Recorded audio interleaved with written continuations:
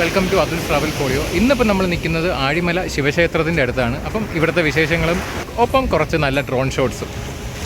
അപ്പം നമുക്ക് വ്ളോഗിലേക്ക് കിടക്കാം. അപ്പോൾ ഇന്ന് എൻ്റെ കൂടെ അപ്പു ഉണ്ട് കേട്ടോ. അപ്പുവും ഞാനും കൂടെയാണ് രാവിലെ ഇറങ്ങിയത്.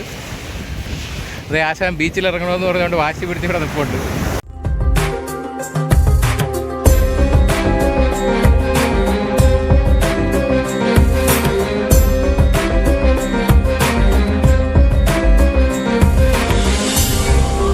തിരുവനന്തപുരം റെയിൽവേ സ്റ്റേഷനിൽ നിന്നും 20 കിലോമീറ്റർ മാറി വിഴിഞ്ഞം പൂവാർ റൂട്ടിലാണ് ആഴിമല ശിവക്ഷേത്രം സ്ഥിതി ചെയ്യുന്നത്.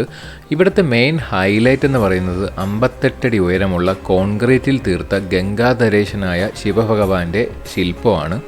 അപ്പം ഈ ഒരു ശില്പം നിർമ്മിച്ചത് ദേവദത്തൻ എന്ന് പറയുന്ന ആളാണ്. പുള്ളി ഇപ്പം 29 വയസ്സേ ആയിട്ടുള്ളൂ. പുള്ളിയുടെ 23-ാം വയസ്സിൽ തുടങ്ങി 29-ാം വയസ്സിൽ പൂർത്തീകരിച്ചു. അതായത് 6 കൊല്ലം എടുത്തിട്ടാണ് ഈ ഒരു ശില്പം കംപ്ലീറ്റ്ലി നിർമ്മിച്ചെടുത്തത്.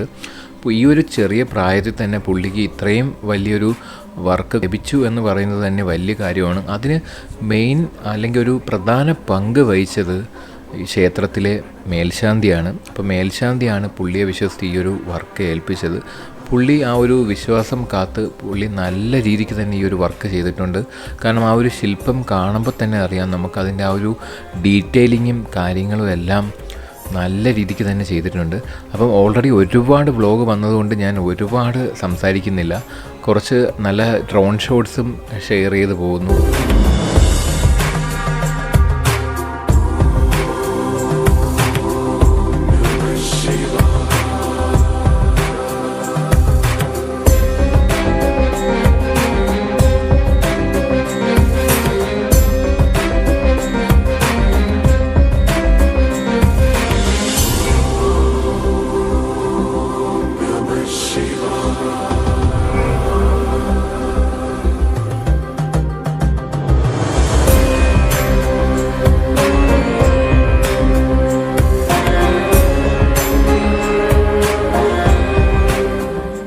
ക്യാമറ യൂസ് ചെയ്യുന്നതിന് പ്രത്യേകിച്ച് ചാർജൊന്നും ഈടാക്കുന്നില്ല. പക്ഷേ ഡ്രോണൊക്കെ യൂസ് ചെയ്യുന്നെങ്കിൽ ഒരു 250 രൂപ ചാർജ് ചെയ്യുന്നുണ്ട്. അത് ഇനി ഇവിടെ പണിയാനിരിക്കുന്ന ആ ഒരു മണ്ഡപത്തിൻ്റെ നിർമ്മാണ ഫണ്ടിലേക്കാണ് പോകുന്നത്.